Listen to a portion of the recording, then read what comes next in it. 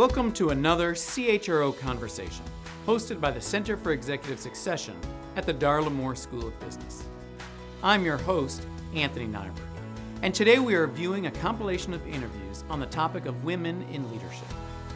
In this video, we get to learn from Pam Kimmett, CHRO and a member of the executive leadership team for Manulife Financial Corporation, Beth Powers, CHRO of Clarius, though when she did this interview, she was the CHRO of ATI, Alex Taylor, the Executive Vice President and Chief Human Resources Officer for Northern Trust, and Ola Snow, Chief Human Resources Officer for Cardinal Health. It's something that we keep focusing on, is trying to make sure that women aren't just in strategy roles or HR roles or finance roles or legal roles, but that we're getting them into commercial roles. A lot of it is good old-fashioned career pathing that comes out of talent reviews, really identifying great talent and then trying to find opportunities to allow them to break into the business. Classic problem that I've seen at several of the places I've worked. Women can demonstrate some deep acumen at being very good in areas like strategy or finance. So they move up in those particular paths, and then they get to a level where people are anxious about giving them a commercial role because it's such a high level that where they have to slot them in, they're going to be leading a group of people that have deep experience, and so there's this anxiety of setting them up for failure. So that's where it requires much earlier and more intentional career pathing, and that's a big area of focus that we've tried to place in my current organization at Manulife. We had a gentleman in finance who everybody thinks very highly of, and they were willing to give him one of the crown jewel lines of business to run. He'd never run anything, and in fact, he'd never remotely led a team of the size he was going to be inheriting. And so I point blank challenged all of us to say, why do we have such confidence about him doing that?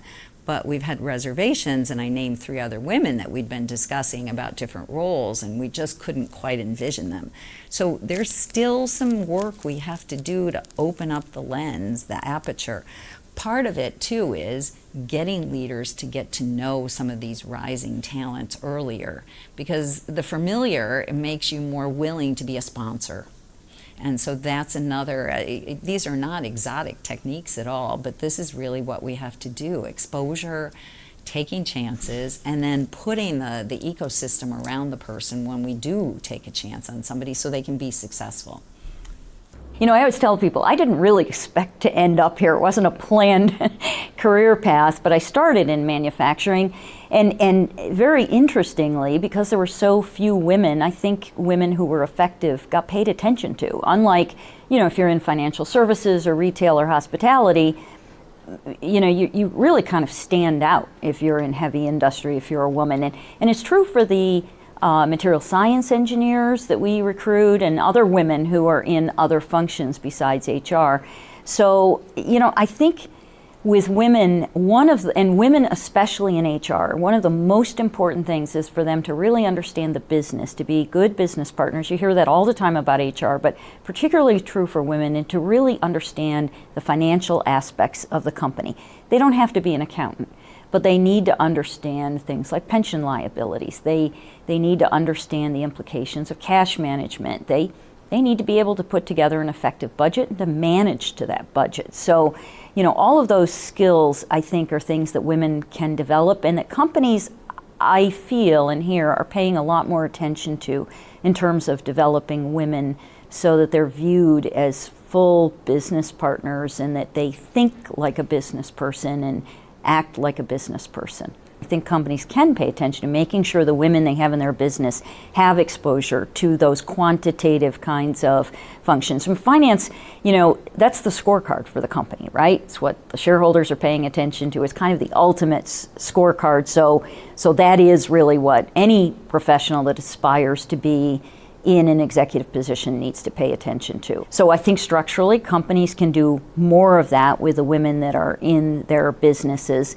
I think companies can do more to expose women. That's not a unique thought. Lots of people talk about that.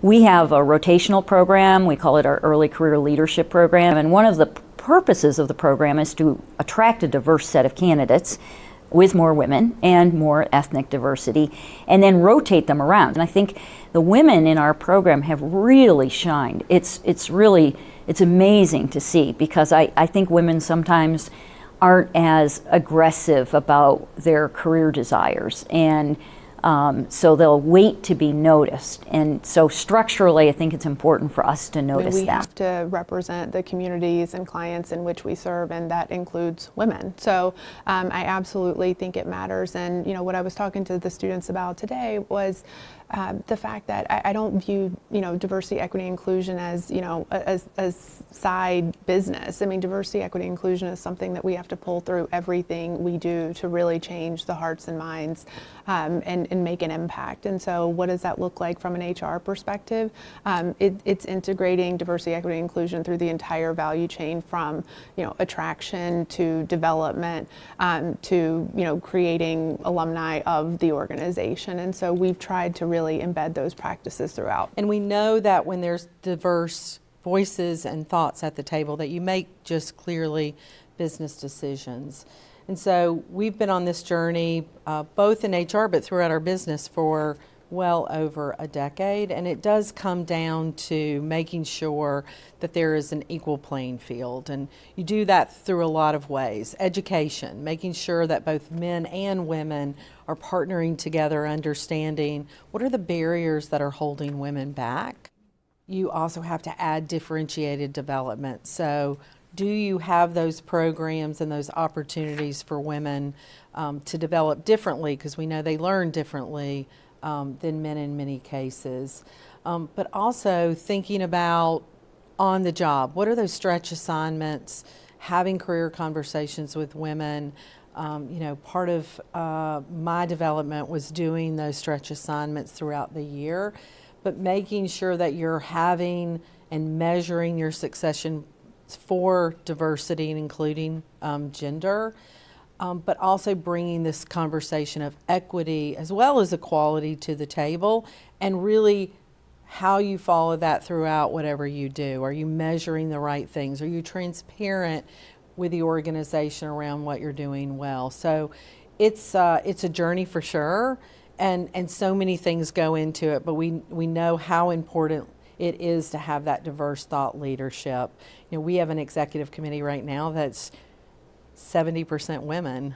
Our CEO and one of our segment CEOs are the only guys that are hanging around these days, but that diversity of thought at the table you can see come to life in those diverse leadership teams. So first of all, we know that through research that women won't likely raise their hand on their own in many cases. And making sure that both men and women know that it's okay to come forward and say, you know what, this job I only have 5 areas of expertise and not all 8, but I'm still going to lean in. We know women won't lean in like men lean in, and so we talk about that. We have programs of gender partnership where men and women come to the table and can talk about, both in the workplace and, quite frankly, at home, their differences of how they look at the world. And that's a great experience for both men and women to come together and think about this. And then back to that differentiated development and those career discussions as well, leaning in and helping women think beyond what's just next in front of them, and thinking about charting their course to what they want to do. I think women are less likely to declare. I'll speak for myself on that. Many years ago, someone came and said, you need to put CHRO on your talent card. And I was like, oh, I can't do that. But having that conversation of why it's okay to dream big, and then charting that course on how you're going to get there, I think is important. We've embarked upon transparency, where we not only talk about our representation of women in our workplace and our management ranks, but also our pay equity. So being transparent around that, and then going out and listening every day to what are the barriers that are keeping your people from either thriving or excelling, or why they are staying at your organization, why they are thriving at your organization. That listening strategy is so important to the development of our people as well. You just listened to another CHRO conversation. Today, Pam Kimmett, Beth Powers, Alex Taylor and Ola Snow shared ideas about our responsibilities and what we need to do to help provide opportunities for women to reach leadership roles. On behalf of all of us who are associated with the Master of Human Resources program and the Center for Executive Succession here at the University of South Carolina, thank you for joining us.